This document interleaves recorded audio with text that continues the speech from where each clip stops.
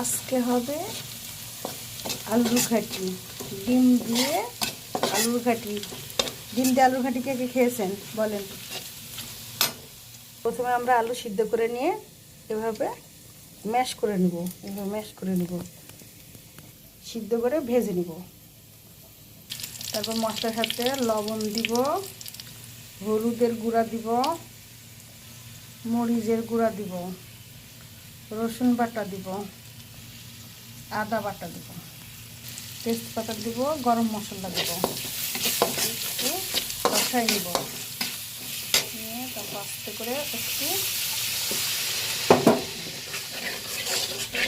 দিয়ে কষাবো,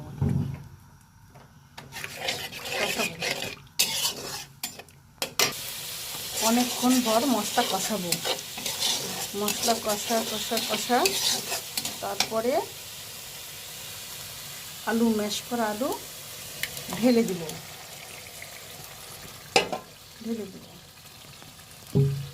তারপরে কষাবো।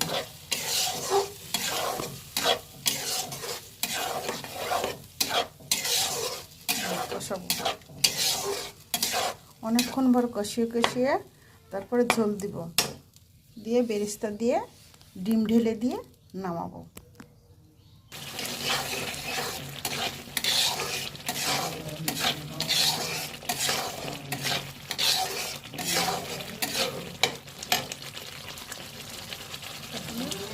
ডিম ঢেলে দিব।